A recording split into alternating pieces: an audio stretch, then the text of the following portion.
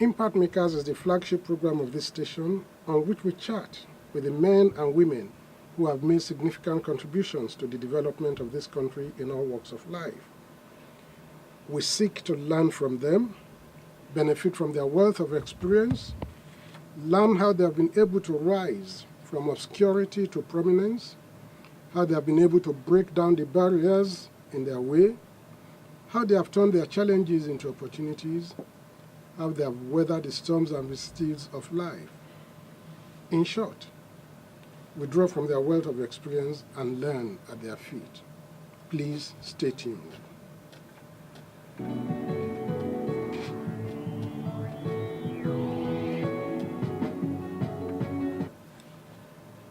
Glad to know that you are still there with us on Impact Makers tonight.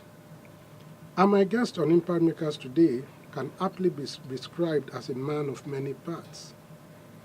He is first and foremost a media practitioner with about 40 years' experience, a prolific writer, a poet, a social crusader, a human rights activist, and now an itinerant preacher of the gospel.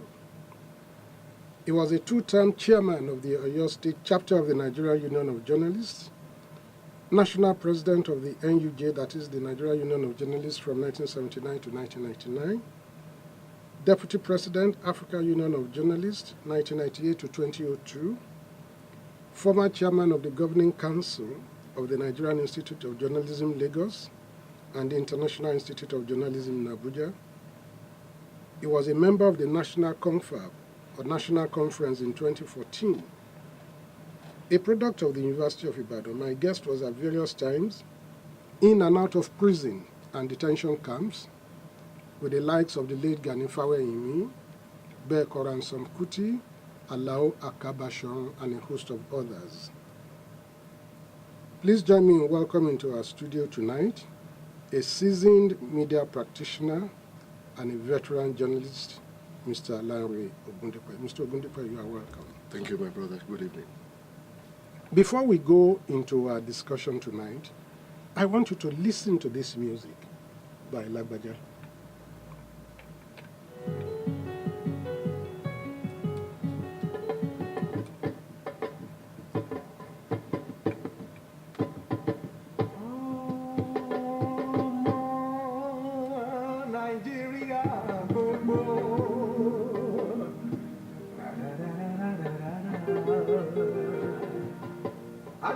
Gbàdúrà gidi, a ní láti gbàdúrà gidi.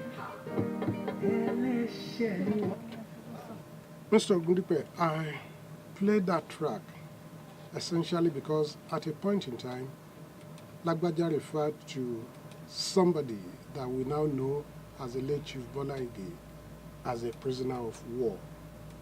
And I equally know that at a point in your life, you are in and out of prison, out of detention camps. Can we then liken you to a prisoner of war? Yes, that assertion is true, and because at that period it was a season of anarchy, and anybody could be pounced on and climb into prison years without any trial, and that was what happened during that period. It was a period, a dark period in the history, in the annals of Nigeria. At that period, you will know that we have these political upheavals in the country. That was June 12 annulment. And we found that the military government at that time were not just in annulling that election. That has been adjudged the best and the free and fair election so far in this country. And we found that those of us at that period that took part in the struggle of that period found that yes, we need to fight this military and get them out of the political space of the country.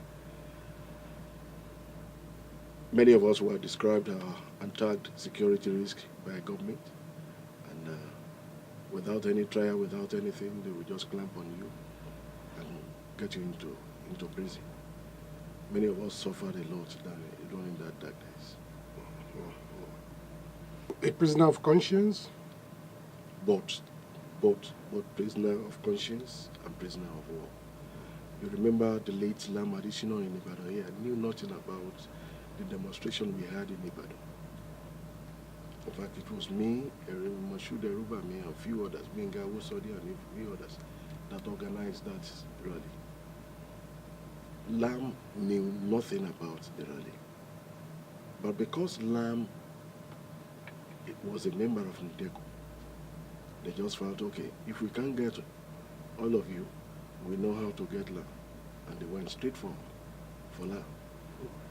No, and those of us at that time, we were just saying, well, what is it for? What has he done that you are putting the man behind the bar?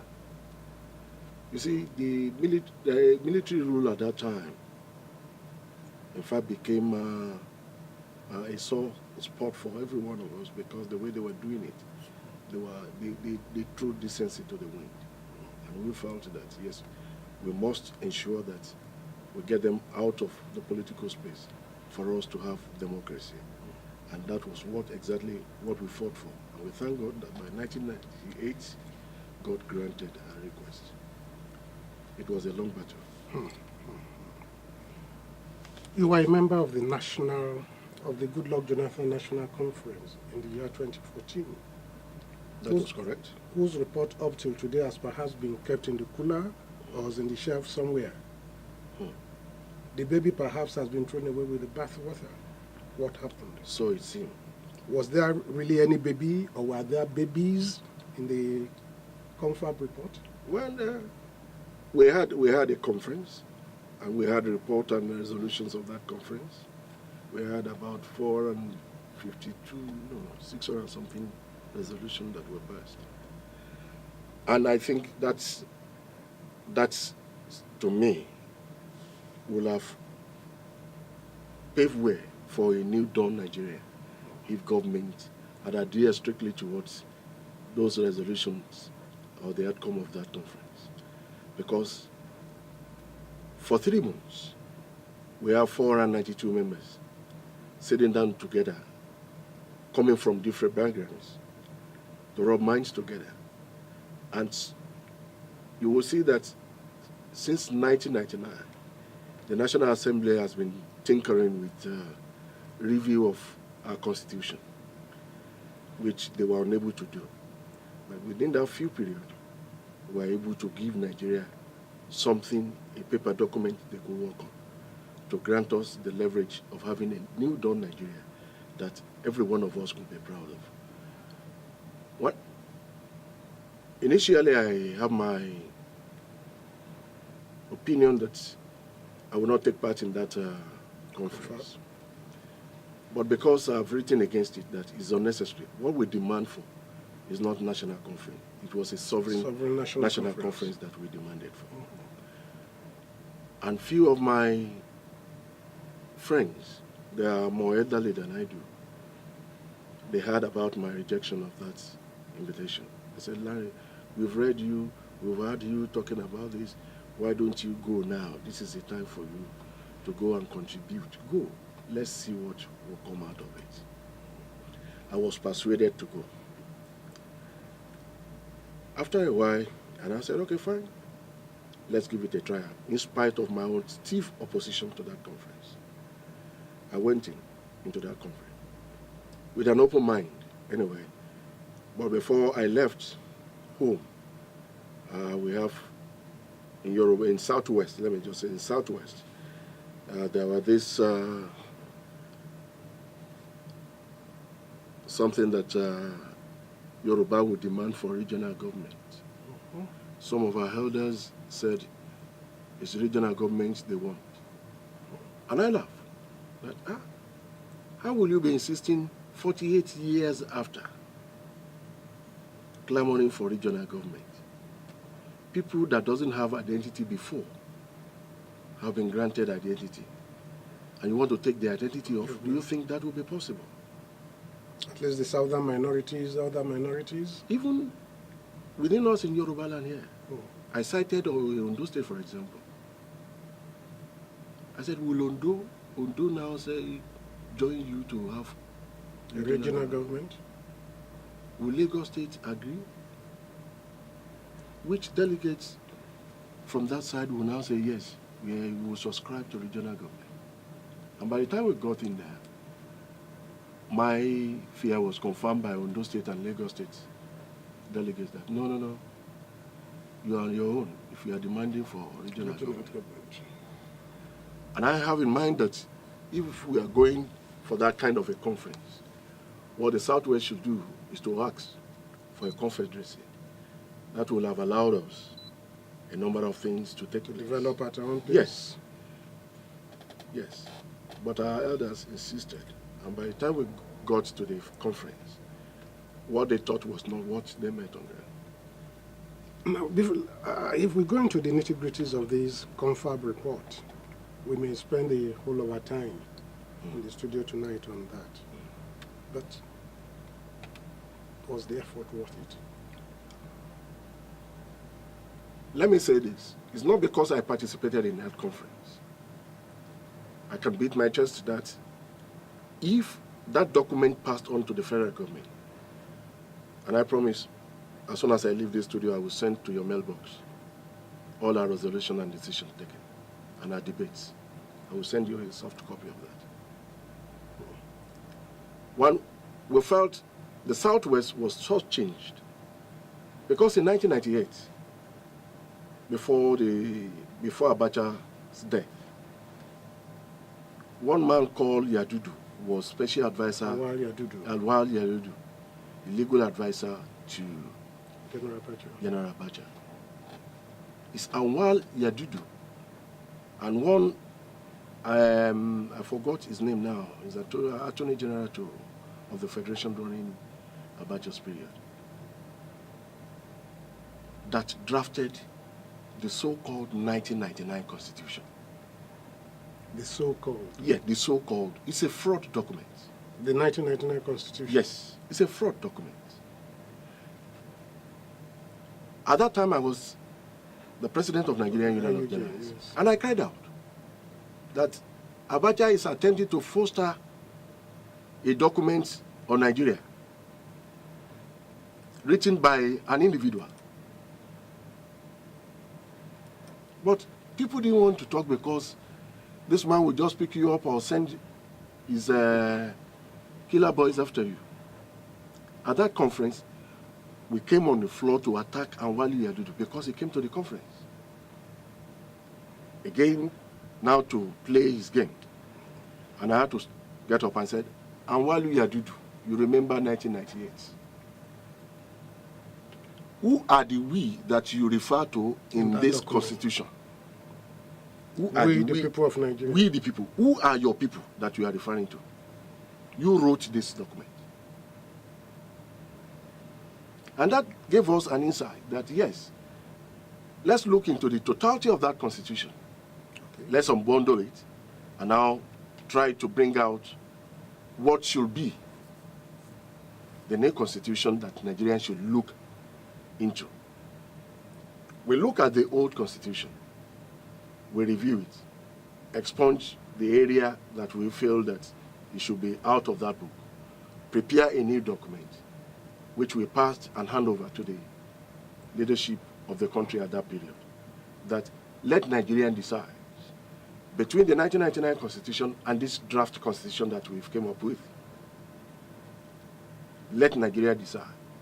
And Nigerians can easily decide if they are allowed to go on plebiscite, referendum.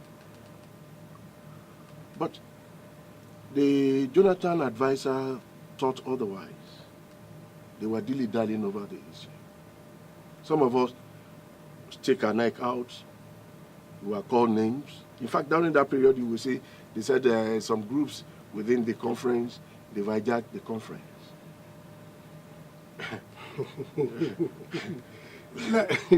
This is interesting, but you are a media practitioner first and foremost, a journalist. By the grace of God. A journalist has been called a historian, documenting the past for the present and for the future. Yes. Nigeria, as of today, seems to be in transition. Where did we get it wrong? Looking at our founding fathers of then, looking at our immediate past history, and looking at the present. Where did we get it wrong? Where did we derail? As a professional, we have to be honest with ourselves. In journalism, we got it wrong in the area where we allow those who are politicians, who are served in one capacity or the other, to infiltrate our ranks. Two, the Nigerian government even did not help issues in sustaining the media industry in this country. I agree that we are the so-called the fourth estate of the realm. realm. In concrete and indeed, is there anything to show for it? The three fourth estate, the executive, the judiciary, and the legislature, government work assiduously in making sure that they give them life to survive. And at the same time, government worked relentlessly to kill the social conscience of the nation.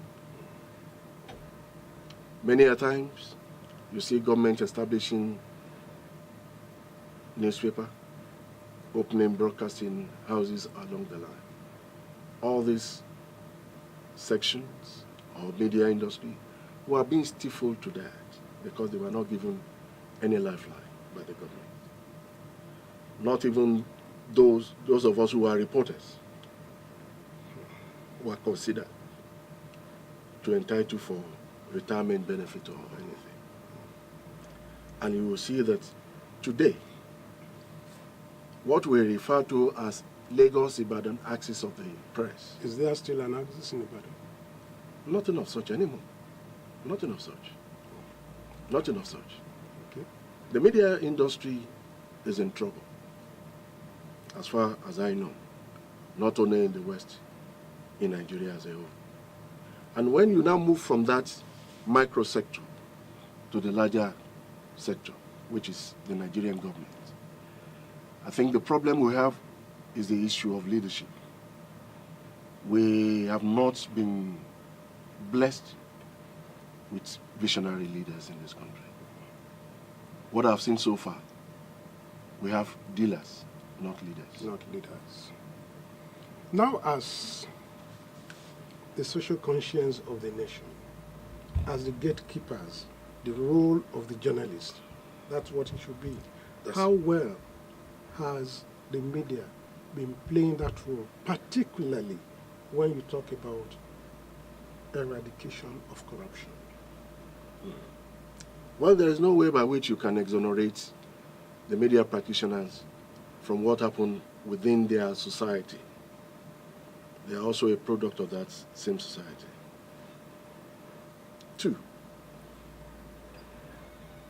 you and I know that there is this, what people refer to as a brown envelope at a time, a period in our life. Today, I tell people, what kind of money do you want to give me that will sustain my life, and that money will be enveloped and handed over to me? Some people have said, supposing it is a check, do you think anybody who gives you an envelope will give you something that will benefit your life? The entire society is corrupt. Journalists also are product of that same society. There's no way by which we can say, yes, we are above board in this circumstance. But what can we do? In a situation whereby salaries were not being paid for 18 months or 2 years, and you want them to be honest, reports without any bias, not taking sides. They have families at home. They have children in school. They have bills to pay. And all that come together will dictate to you, what am I living for? Or what should I live on? And that is the dictates that we find around us as a media practitioners now. And if you find any misdemeanor from any media practitioner, it is not an excuse. Let me just say that. it is not an excuse. We still have some till today that will not do anything contrary. Okay. You are still on to Impact Makers on Impact Business Radio, IBR 92.5 FM, and the program going on is Impact Makers. And my guest is Mr. Lanre Ogundipe, former national president of the Nigeria Union of Journalists and a former member of the National Conference of 2014. Mr. Ogundipe, having been at the forefront, you've been the president of the National Union of Journalists. You've been the deputy president of the African Union of Journalists. Who is a journalist?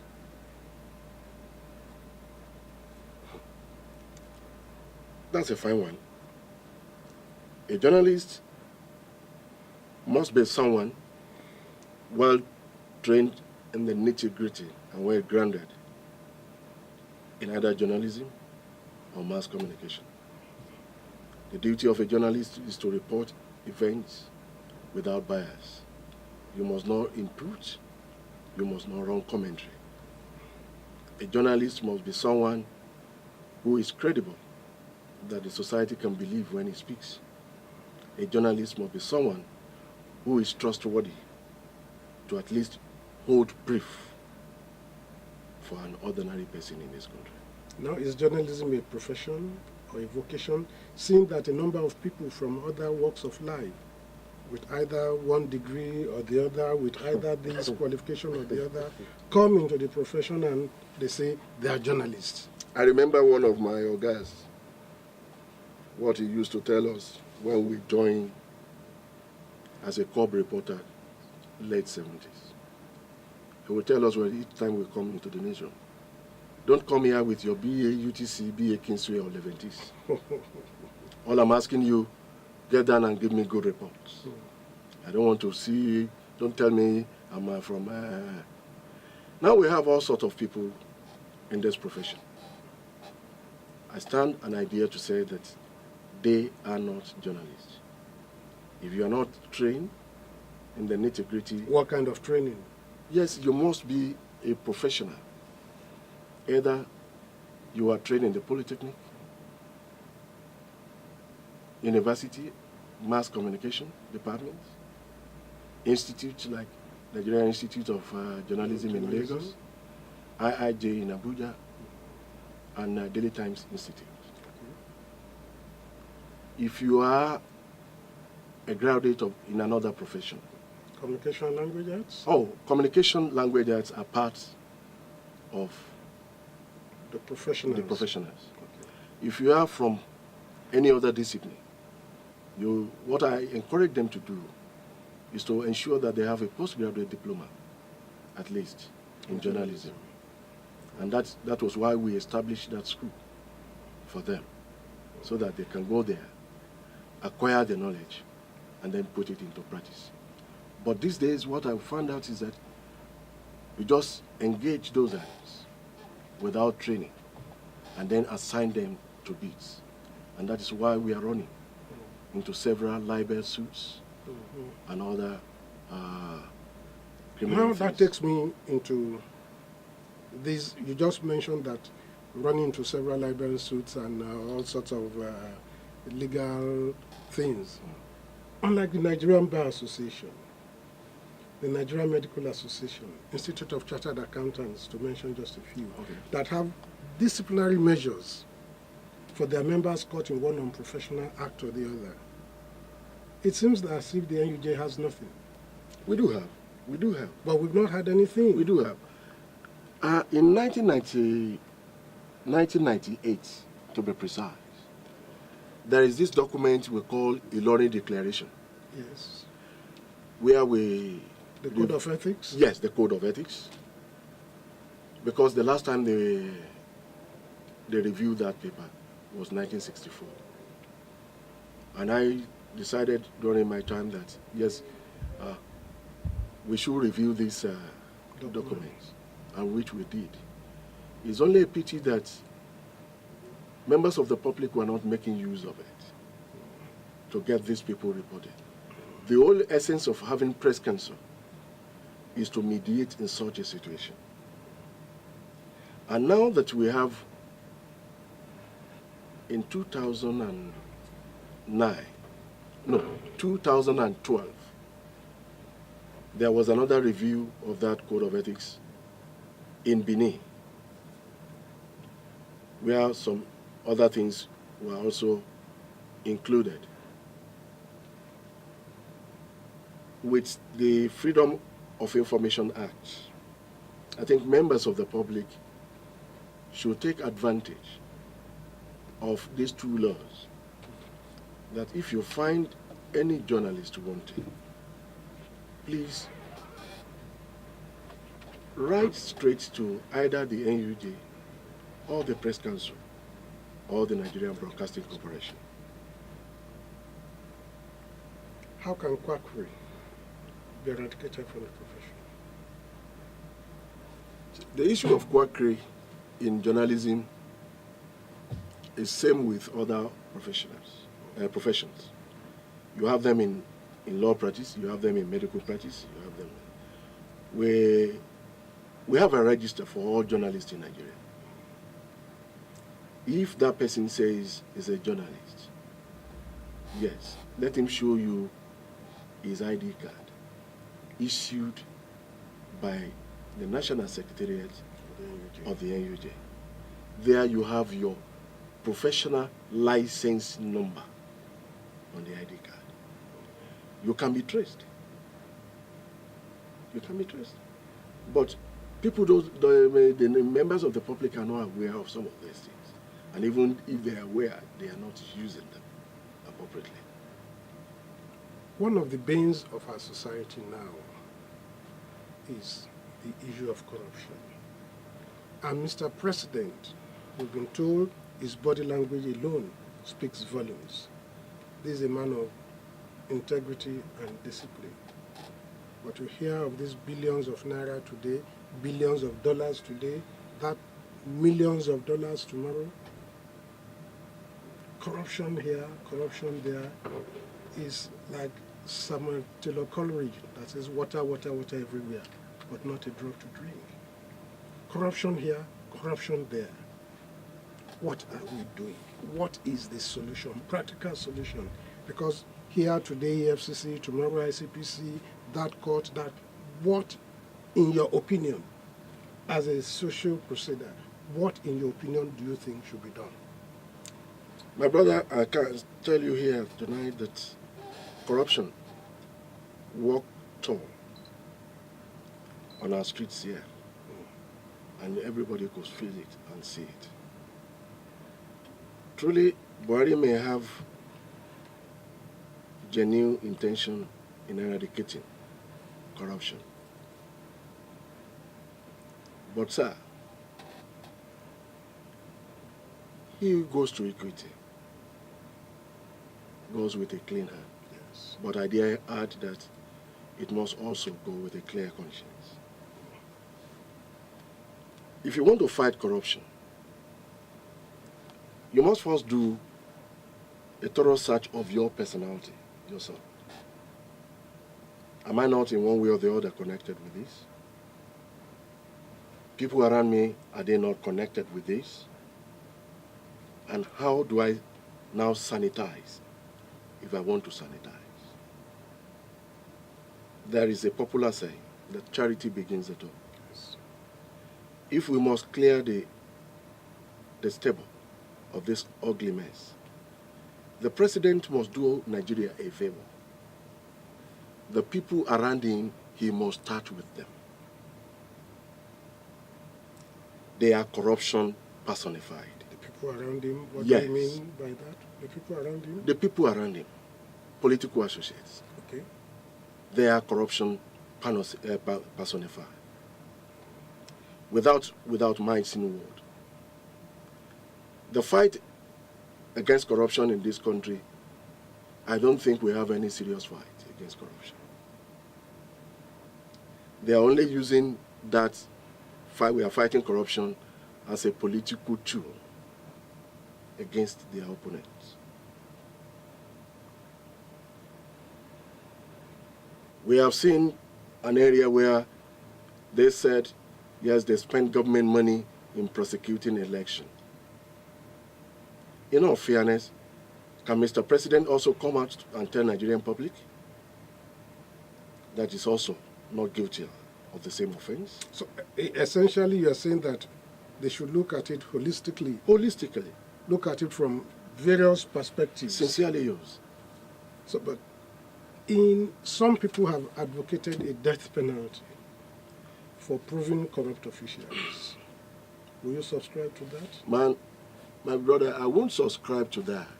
I won't subscribe to that because A Rawlings treatment? I have written, I've campaigned against death penalty. It's a capital punishment.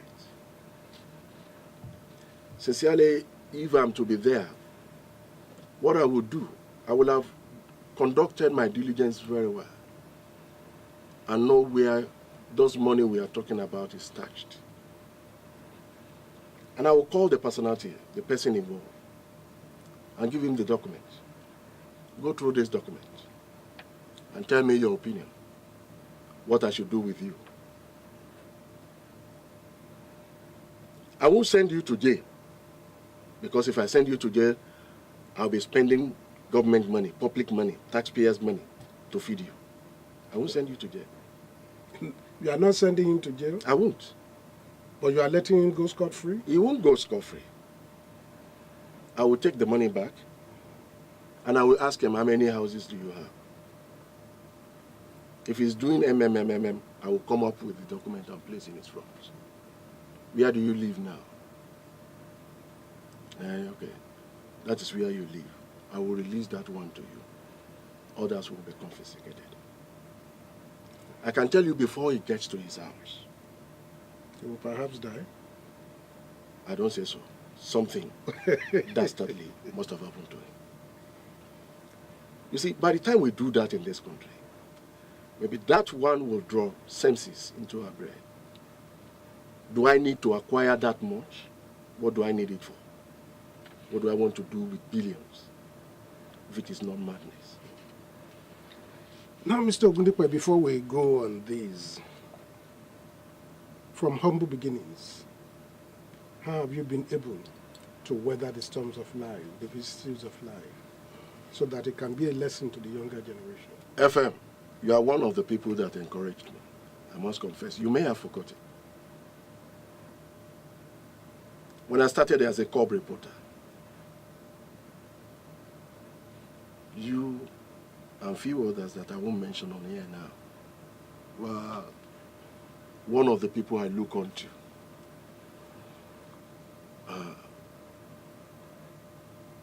It's not an easy thing.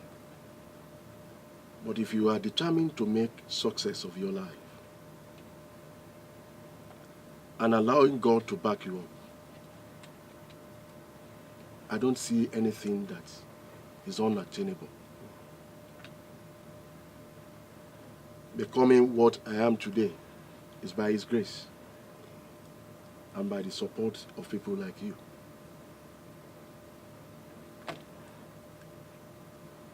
Rough beginning,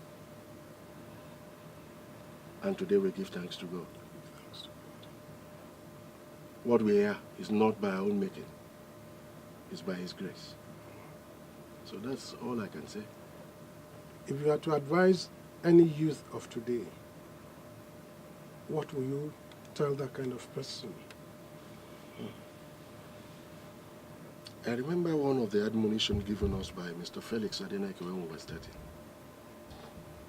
We were about 25 in the newsroom that morning. And he was asking each one of us, why did you want to become a journalist? Others were given a series of...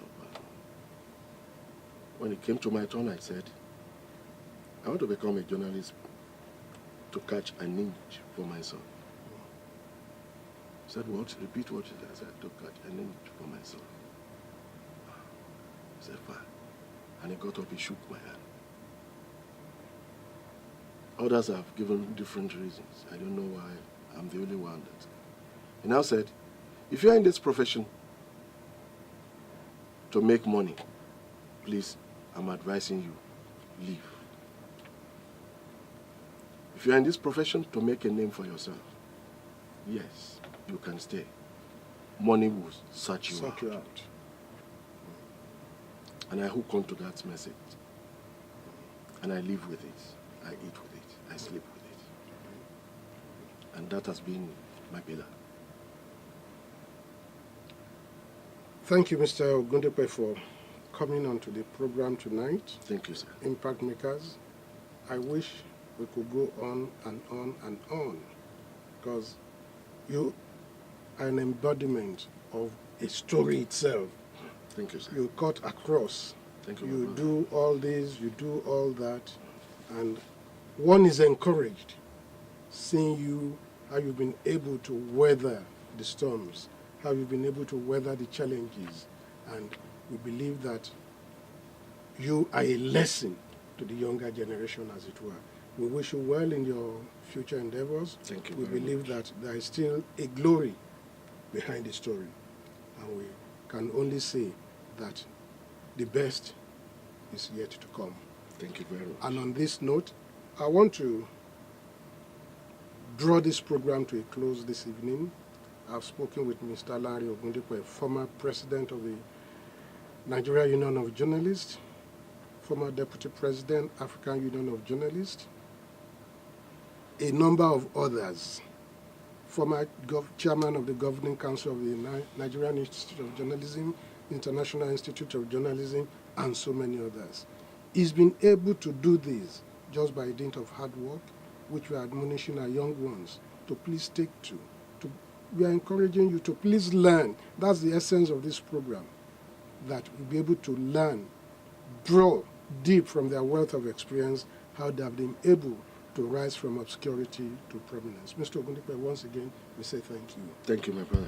I do And appreciate it. And on behalf of my chairman, the executive chairman of this station, the general manager, the management and the staff, on behalf of Eniola Olaoye, who has been behind the camera, on behalf of Abim Bola Rafiat Salami, my studio manager, I'm Femi Mapaderon. I wish you a pleasant evening, but please don't forget that for us as a people and as a nation, we still have very many rivers to cross.